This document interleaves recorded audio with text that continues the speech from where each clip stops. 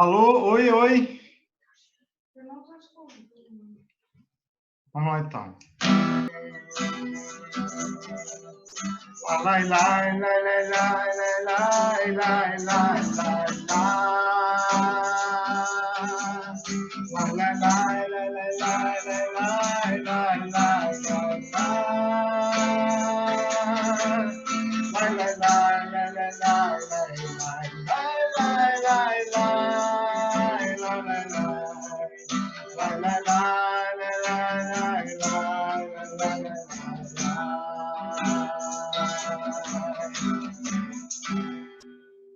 vocês estão ouvindo? Tá? Ah, que bom. Tá. A qualidade do som tá boa? Amor, eu tô usando aqui a tua, hein? Tira o ouvido. Não tá. Olá. Deixa eu dar oi pra ele. Dá oi. Boa noite, Valmir. Boa noite, boa noite. Boa noite, pessoal. Você, qual que é o seu nome mesmo? Ah, 5569. Qual que é o seu nome mesmo? Patrícia. Tá me ouvindo? Patrícia, isso mesmo. Sheila Malo, Israel Neaya Boesri, exprime imagem, você chama em paredes, alintem amor pra guerra, alha num sombreja, e neloiano, veloixan, sobre Israel. Hashem sombreja, Hashem sueja, allá emineja. Yom HaShemesh, voy a bearea balayla. Hashem ismocha mikohan, ismo et nafsheha.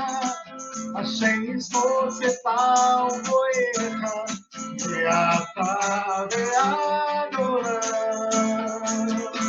Mais uma vez, Shira amado, Esaem Ailearim, Me'ain Avoesi,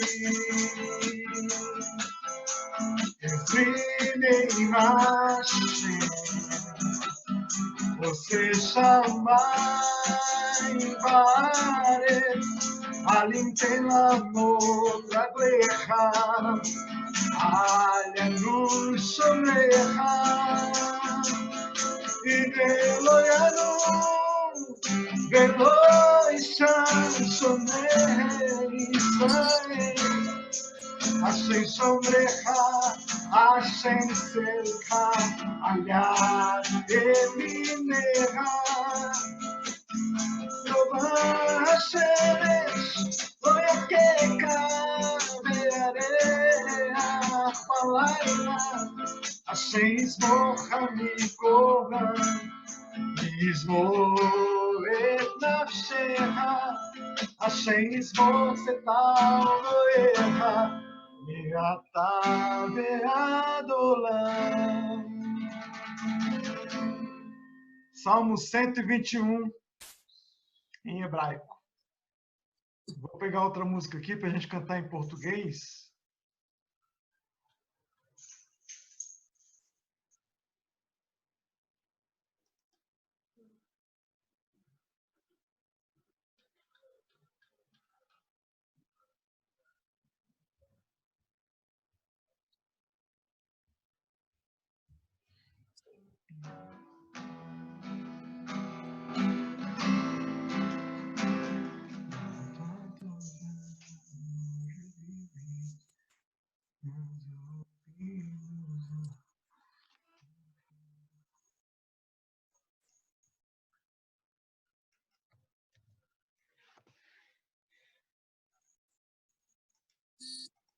Eu lancei no WhatsApp a letra, tá? Vamos tentar cantar junto?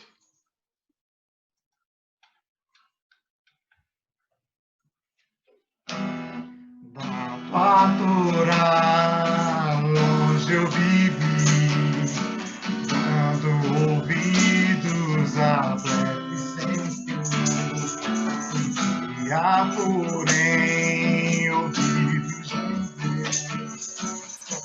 tua Torá não envelheceu. A pastoral longe eu vivi, dando ouvidos a breve sempre. Um dia, porém, ouvidos de Deus, tua Torá não envelheceu. A tua Torá me ensinou a dar valor àquilo que sou. Quando eu cumpri o que aprendi, foi só então que tudo mudou. A tua Torá viva está, não se tornou velha jamais. Hoje eu sou grato aos judeus por me ensinar a tua Torá. Lai, lai, lai, lai, lai, lai, lai, lai, lai, lai, lai. Lai, lai, lai, lai, lai, lai, lai, lai, lai, lai, lai, lai, lai, lai, lai, lai, lai, lai.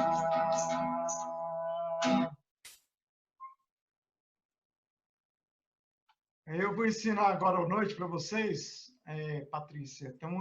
Os judeus têm eles têm um costume de cantar músicas chamadas nigunim, no singular é nigum. São músicas sem letra. E essas músicas, elas trazem, segundo a tradição, elas trazem almas dos grandes tzadik que fizeram essas músicas. Então, é uma música que faz assim, ó, ela, mais ou menos assim.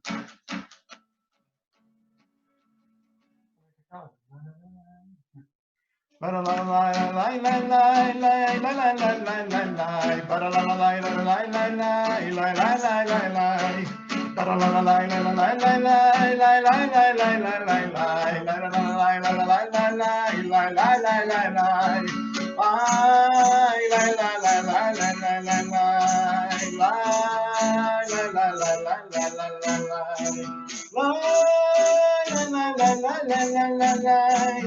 la la la la la la, ay ay ay oh, la la la la la la la la, la la la la la la, oh la la la la la la la, la la la.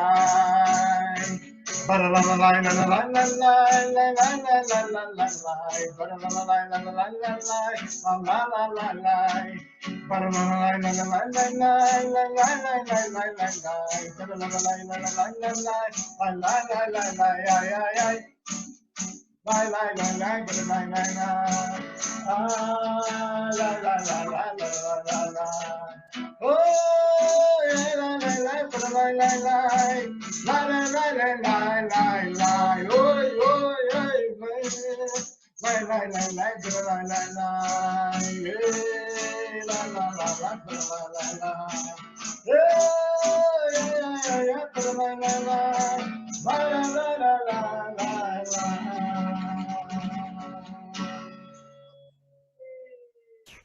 E diz que o grande Rebbe, o Rebbe anterior estava na Europa, na época da cortina de ferro, e ele... Vocês estão me ouvindo? Dá para ouvir aí direito?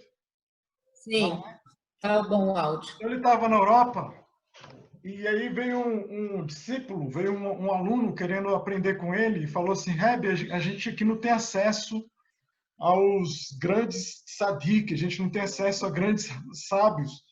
E eu queria saber do Senhor, eu não vou poder seguir o Senhor, mas eu estou aqui na Europa, eu queria saber o segredo para eu poder seguir o judaísmo. Qual é o segredo? Quem eu devo seguir? Aí o Rebbe anterior, falou para ele assim, ó, o segredo é o seguinte, onde houver alegria, você vai junto. Se você seguir uma linha que não é de alegria, então o caminho está errado. Então, o judaísmo é um caminho de alegria. Quando a gente se alegra, por mais que a gente não tenha motivos para se alegrar, quando a gente se alegra, quando a gente coloca músicas alegres e começa a dançar, quando a gente canta, faz lechaim, né, que é comemorar mesmo, fazer festas, beber uma boa bebida. Deixa eu colocar aqui. Quando a gente se alegra, a gente está abrindo canais nos céus acima. A gente se alegra embaixo e os canais em cima de conexão com Hashem e com os seus anjos se abrem, se desentopem, vamos dizer assim. E a tristeza, pelo contrário, Deus nos livre, também acontece a mesma coisa. Quando a pessoa se entrega a pensamentos negativos, a pensamentos que não são de Hashem, pensamentos que não vai dar certo, pensamentos de tristeza, os canais também se fecham acima. Como a gente cantou agora no Salmo 121, lá fala assim que a tua destra segue as nossas ações. Ele fala assim, lembra aí o Salmo 121. Salmo 121, quem é que sabe de qual? Fala aí, a sombra. O Salmo 121, pega aí Tamar. Salmo 121 diz assim,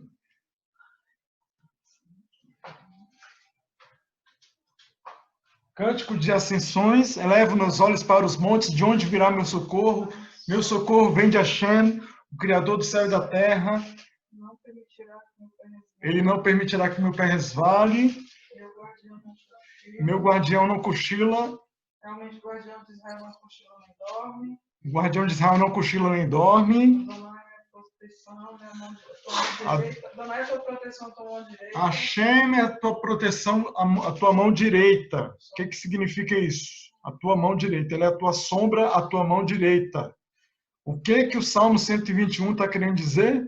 Que Hashem segue as nossas ações. Se a gente se entristece na terra, Hashem também fecha os canais lá em cima. Se a gente se alegra na terra, aqui embaixo, mesmo às vezes a gente tendo motivo para se entristecer humanamente, mesmo a gente tendo cometido algum erro, alguma coisa ruim, falado alguma coisa que não devia, mesmo assim, se a gente se alegra e faz techuvá significa voltar a Hashem, os canais lá em cima se alegram.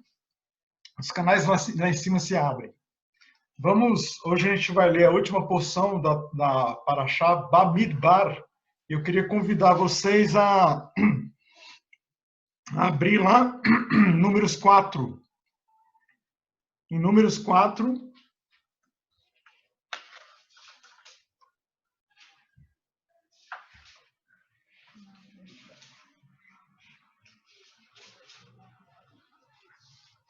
Números 4, 1 até o 4, 20. A gente está lendo essa semana sobre a contagem dos levitas, a contagem da tribo dos filhos de Levi. Eu vou começar a ler aqui, tá? Aí ele tem os comentários aqui, a gente vai aprendendo junto. Deus disse a Moshe e a Aaron, o seu irmão, levanta o censo dos filhos de Quehat, dentre os filhos de Levi, por família, pela casa de seus pais, com idade de 30 a 50 anos. Todo aquele que entrar para o serviço da tenda da reunião. Então, Deus está mandando ele contar uma das famílias da tribo de Levi, dos clãs, são 3 clãs da tribo de Levi, né? Um deles era o Quehat, os filhos de Quehat, e ele fala que O censo simboliza levar em consideração cada pessoa, cada membro contado. Então, Deus está dando a entender que cada pessoa é importante. Cada um de nós aqui em Brasília é importante. Onde a gente mora, para trazer luz. Quando a gente faz uma oração, quando a gente se alegra, quando a gente faz uma bênção antes do alimento, antes de beber ou de comer, nós estamos trazendo luz para o lugar onde a gente está. Então, cada um de nós é importante, cada um conta. Cada um de nós. Vamos lá, então. 30 a 50 anos. O importante aqui é que ele está contando para o serviço do tabernáculo. A pergunta que Rashi faz é por que a partir dos 30 e por que até os 50 anos. Ele diz o seguinte, que 30 anos é a idade que a pessoa, até os 30 anos, ela não está no máximo do seu potencial de força. É a partir dos 30 anos que o homem está no máximo ele começa a entrar no máximo do seu potencial de força, dos 30 aos 50 anos. Após os 50 anos, o homem ele vai começando a degradar em termos de força, ele vai caindo, isso segundo o grande intérprete da Torá, chamado Rashi. Então, por isso que é de 30 a 50 anos. Então, a partir dos 50 anos, a gente vai envelhecendo, né? E envelhecimento no judaísmo é sempre uma bênção. Então, quem chega nos 50 anos para lá, eu já estou chegando próximo daqui a alguns anos, aos 50, é uma bênção. Então, a gente tem que agradecer a Hashem. Se a gente chegar, ele nos dá o mérito de chegar aos 50, não só aos 50, mas aos 120 anos, como a Torá diz. Ele fala que Arão e seus filhos, ao levantar o acampamento, farão descer a cortina e cobrirão com ela a arca do testemunho. O comentarista diz, a sequência em que as coisas eram desmontadas pelos sacerdotes, quando o acampamento se deslocava, pode nos ensinar qual a sequência das coisas que deve ser levada em consideração quando se vai fazer uma mudança de casa. A primeira coisa a ser preparada para o transporte era a Arca do Testemunho. Ela simboliza as tradições, as leis. O novo local deve proporcionar condições para a manutenção das tradições, para o cumprimento das leis divinas. Então, uma das coisas que a gente tem que ter mais em consideração na nossa vida, na nossa família, são as tradições que o povo judeu recebeu. Essas tradições que a gente pode levar para onde Deus nos levar, para onde Deus quiser que a gente vá, a gente tem que sempre levar no nosso coração e levar na nossa mente a Torá, aquilo que a gente tem aprendido com o povo judeu, porque eles têm aprendido de pai para filho por 3.330 anos, ininterruptos. Então, a gente está aprendendo com o povo judeu e podemos levar isso não apenas para a gente, mas para os nossos filhos, onde quer que a gente vá. E porão sobre ela coberta de couro de tarraxa, estenderão um pano feito de tecido de azul celeste por cima, e colocarão as varas, e estenderão um pano de tecido de lã azul celeste sobre a mesa dos pães da exposição. Aí o comentarista diz, a mesa dos pães de exposição simboliza a comida, os recursos sobre a sobrevivência, para a sobrevivência. Ao se mudar de um local, a segunda coisa mais importante para se levar em consideração é a possibilidade de se obter trabalho. Com ele, os recursos materiais de sobrevivência. Então, aqui indica também um segundo aspecto de prioridade nas nossas vidas. Primeira coisa que a gente tem que ter como... admitir. A primeira coisa que a gente tem que ter como prioridade é a arca, simbolizando a tradição que nós recebemos dos nossos pais. Nós somos filhos de Noé. Noé era um justo. Né? O que é um justo? O justo na Torá é uma pessoa que não erra, ela não peca. O justo, né? Segundo o Tânia, ele coloca lá que nós temos dois tipos de justo: justo completo, justo incompleto. Temos o intermediário, temos o perverso completo e o perverso incompleto. É uma gradação de 5 degraus, onde a pessoa vai crescendo. o justo é Deus que faz a pessoa nascer como uma justa. Então a gente tem em cada geração grandes tzadik, que foi Deus que colocou em cada geração, porque a tradição diz que em cada geração Deus olhou e viu que poucas pessoas seriam justas. Então ele foi e lançou em cada geração um justo. Em cada geração Deus tem um homem que é justo. E ele é chamado de Rebbe. O que é um Rebbe? Rebbe, ali está a foto do nosso Rebbe, da nossa geração. Esse aqui é o chamado Rebbe de Lubavitch. O Rebbe, eu nunca lembro o nome dele, mas é Mendel Schneerson. O primeiro nome eu esqueci agora. Então, o Rebbe significa o seguinte, Rosh Bnei Israel. O que é um Rosh Bnei Israel? A cabeça, Rosh é a cabeça dos filhos Bnei, né, de Israel. Então, Deus em cada geração coloca uma cabeça, um líder da geração. Porque a geração não pode ficar perdida. A geração não pode ficar sem um líder. Então, através do tzadik, Deus traz vida ao mundo.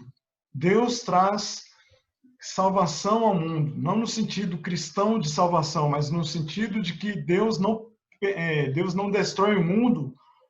A tradição diz que por causa de 70 justos que há na geração, por causa de sempre tem 70 justos na geração, o mundo não é destruído.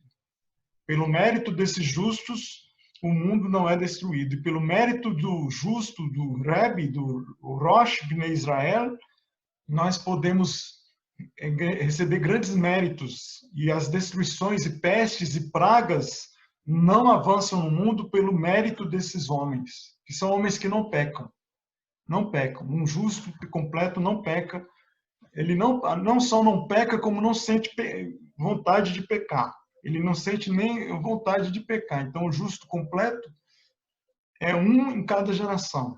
Um em cada geração. Porque Deus é que faz a pessoa, ela já nasce com essa tendência.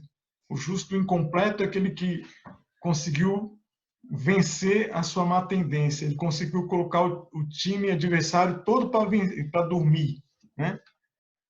Então, é por mérito desses justos que nós temos a salvação do mundo. E a gente é filho de Noé. Por quê? Por que a gente é filho de Noé? Noé é chamado de um justo na sua geração. Quando a Bíblia fala que ele é um justo, isso significa que ele era um grande homem, um grande tzadik. Ele era um grande... Por mérito dele, o mundo não foi destruído, né? Então, não é qualquer coisa falar que é um filho de Noé. A gente é filho de Noé nesse sentido de que ele, através dele, o mundo recebeu vida, através desse grande tzadik. Então, a gente tem que ter um orgulho de ser descendente de Noé, né? E através da justiça dele, nós podemos ver que o mundo foi salvo do dilúvio. Então, a segunda coisa que a gente tem que ter em consideração, primeiro é a Torá, a tradição que nós recebemos do povo judeu e do nosso justo tzadik Noé. Nós devemos ter isso em primeiro lugar. Em segundo lugar, a gente tem que ter nossa profissão, nosso ganha-pão, sabendo que não é nosso próprio braço, nossa própria força que adquire riquezas. Quem dá riqueza ao ser humano é os céus, a corte lá dos céus. Deus é que decide o quanto que cada ser humano vai ganhar nesse mundo, se os intentos da vida dele vão ser com sucesso ou não. Você vê que muitas pessoas têm grande potencial, mas não ganham dinheiro. Em compensação, tem outras pessoas que ganham muito dinheiro sem ter muitas condições. O primo do meu pai tem um primo que ele é rico e não sabe escrever o próprio nome. Ele não sabe escrever, ele é analfabeto. Por que isso acontece? Porque quem decreta a quantidade de riqueza é a corte celestial, é a corte lá dos céus que determina. Então não adianta, às vezes a pessoa trabalha e não ganha dinheiro. Em compensação, há pessoas que não trabalham muito, trabalham pouco e conseguem ser bem-sucedidas. Então, porque a gente deve ter sempre na nossa cabeça que o sucesso, o nosso sustento vem de Hashem. Gente, tem mais 10 minutos aqui para a nossa reunião, tá? Então, eu vou continuando aqui até até terminar os 10 minutos, para não estender demais, tá bom? Vou continuar aqui.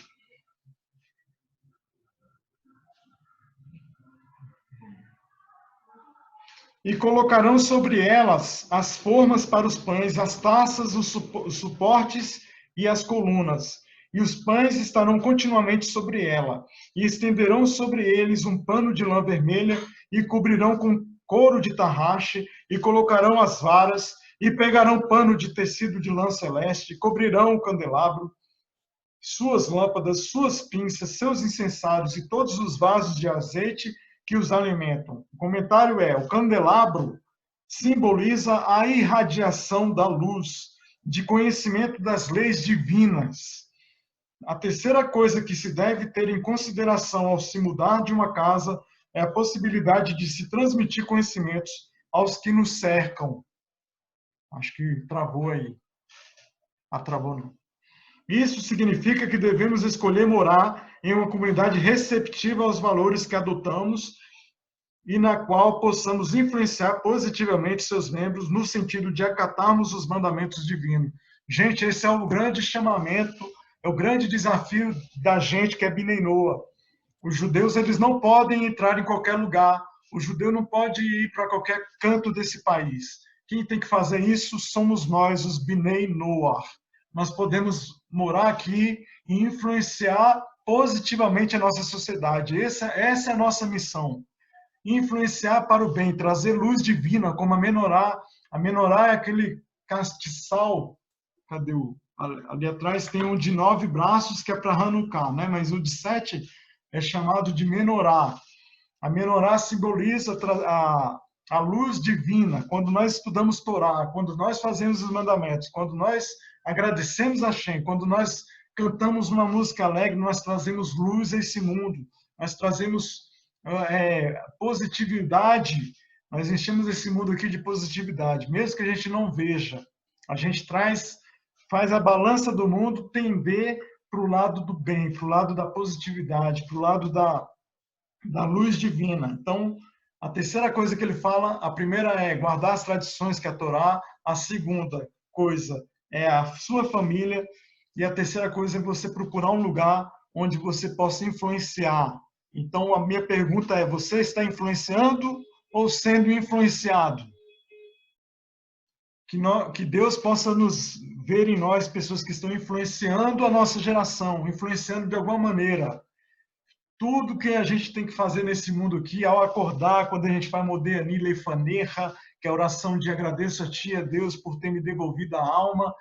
Quando nós acordamos, nós dizemos essa oração porque nós consideramos que Deus está nos dando mais uma chance para fazer a diferença, mais um dia de vida para a gente poder fazer a diferença. Então, a gente tem que sempre pensar em que fazer no nosso dia para trazer luz, para fazer a nossa missão, para cumprir a nossa missão nesse mundo. Esse é o nosso desafio. E ele continua: suas lâmpadas, suas pinças, seus incensários e todos os vasos de azeite com que os alimentam, e cobrirão tudo com couro de tarraxe, colocarão as varas, e estenderão num pano de tecido de lã azul celeste sobre o altar de ouro. O altar de ouro era usado para queimar o incenso. Isso simboliza um ambiente agradável. Após se certificar de que é viável a elevação espiritual, pode-se procurar o bem-estar do corpo.